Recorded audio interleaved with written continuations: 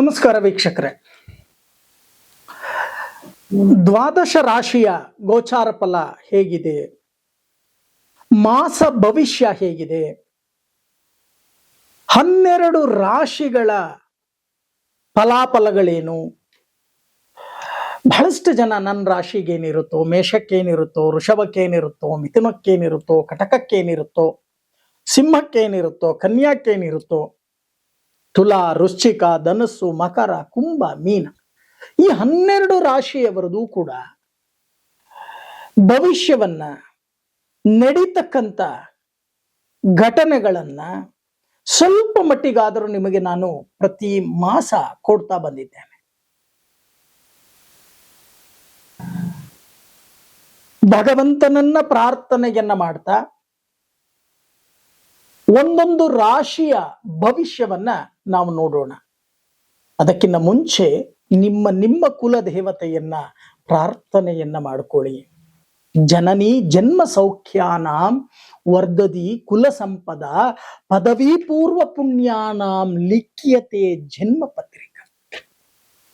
ನಿಮ್ಮ ಜಾತಕ ಏನ್ ಹೇಳುತ್ತೆ ನೋಡೋಣ. ಇನ್ನು ಮಿಥುನ ರಾಶಿ, ಈ ಮಿಥುನ ರಾಶಿಯವರಿಗೆ ಈ ಫೆಬ್ರವರಿ ಮಾಸ ಹೇಗಿದೆ? ಸಾಲ ಮಾಡ್ಕೊಂಡ್ಬಿಟ್ಟಿದ್ದೀರಾ?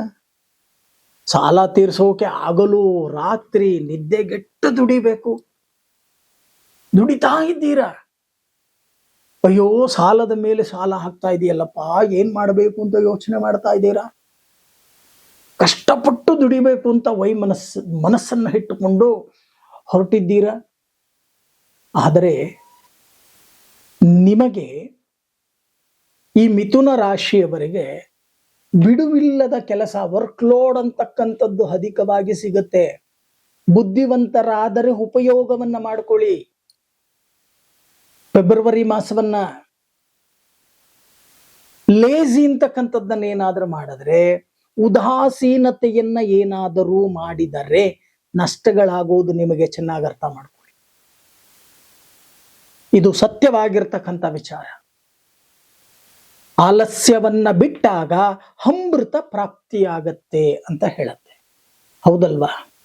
ಸ್ವಲ್ಪ ಕಷ್ಟಪಡಿ. ಈ ಮಾಸ ಸ್ವಲ್ಪ ಕಷ್ಟಗಳಿರುತ್ತೆ. ಸರಿಯಾಗಿ ಅನ್ನ ಆಹಾರಗಳನ್ನ ಸ್ವೀಕರಿಸೋಕಾಗಲ್ಲ, ಬಹಳಷ್ಟು ಕಷ್ಟ ಕಾರ್ಪಣ್ಯಗಳನ್ನ ಅನುಭವಿಸ್ಬೇಕಾಗತ್ತೆ. ಆದ್ರೆ ಭಗವಂತ ನಿಮ್ಗೇನೂ ಕಮ್ಮಿ ಮಾಡಲ್ಲ.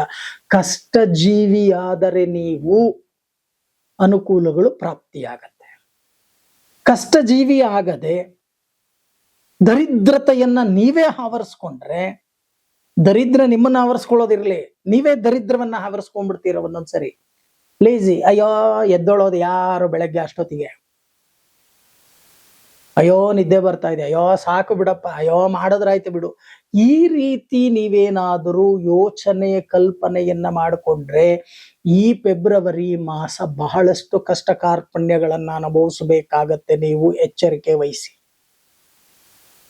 ಇನ್ನ ಭೂ ವಿಚಾರ, ಬಹಳಷ್ಟು ಆಸೆ ಇಟ್ಕೊಂಡಿದ್ದೀರಾ. ಎಲ್ಲೋ ಜಮೀನ್ ತಗೋಬೇಕು, ಸೈಟ್ ತಗೋಬೇಕು, ತೋಟ ತಗೋಬೇಕು, ಫಾರಂ ಹೌಸ್ ಮಾಡಬೇಕು, ಏನೇನೋ ಆಸೆಗಳು ಈ ಮಿಥುನ ರಾಶಿಯವರಿಗೆ. ದೊಡ್ಡ ಗಾಡಿ ತಗೋಬೇಕು, ಬ್ಯಾಂಕ್ ಬ್ಯಾಲೆನ್ಸ್ ಬೆಳೆಸ್ಕೋಬೇಕು, ಇವೆಲ್ಲವೂ ಆಗತ್ತೆ. ಒಂದೊಂದೇ ಮಾಸದಲ್ಲಿ ಒಂದೊಂದೇ ಆಗತ್ತೆ. ಆದರೆ ನೀವು ಮಾಡ್ತಕ್ಕಂತಹ ಕೆಲಸ ಅನ್ನೋದೇನಿದೆಯೋ ಅದನ್ನ ಸರಿಯಾಗಿ ನಿರ್ವಹಿಸ್ತಕ್ಕಂಥ ಕೆಲಸವನ್ನ ಮಾಡಿ.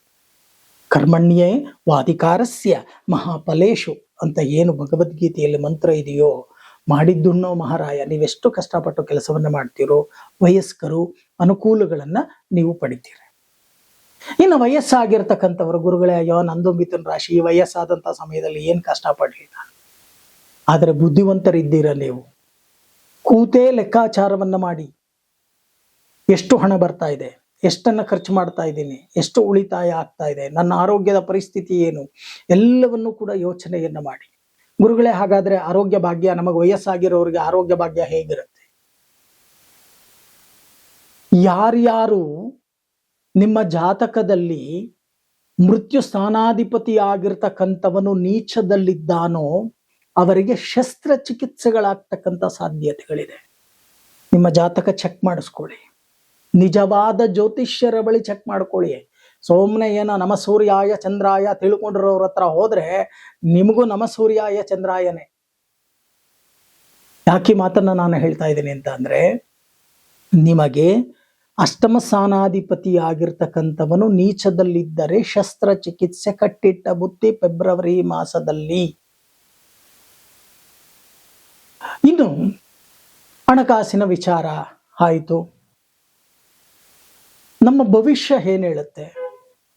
ಹೊಸ ಗಾಡಿ ಬರ್ತಕ್ಕಂಥದ್ದು, ವಾಹನ ಯೋಗ, ಸೈಟ್ ತಗೊಳ್ತಕ್ಕಂಥ ಯೋಗ, ಗೃಹ ಪ್ರವೇಶ ಮಾಡ್ತಕ್ಕಂಥ ಯೋಗ, ಮದುವೆ ಆಗ್ತಕ್ಕಂಥ ಯೋಗ, ಇವೆಲ್ಲವೂ ಕೂಡ ಬರುತ್ತೆ. ಆದರೆ ನೀವು ಆಲಸ್ಯ ಮನೋಭಾವವನ್ನ ಬಿಟ್ಟು, ಉದಾಸೀನತೆ ಬಿಟ್ಟು ವ್ಯವಸ್ಥಿತವಾಗಿ ಕರ್ಮ ಅಂದರೆ ಕೆಲಸವನ್ನ ಮಾಡಿದ್ದೇ ಆದರೆ ಈ ಮಾಸದಲ್ಲಿ ಸುಖ ಜೀವನ ಅಂತಕ್ಕಂಥದ್ದು ನಿಮಗೆ ಪ್ರಾಪ್ತಿಯಾಗತ್ತೆ.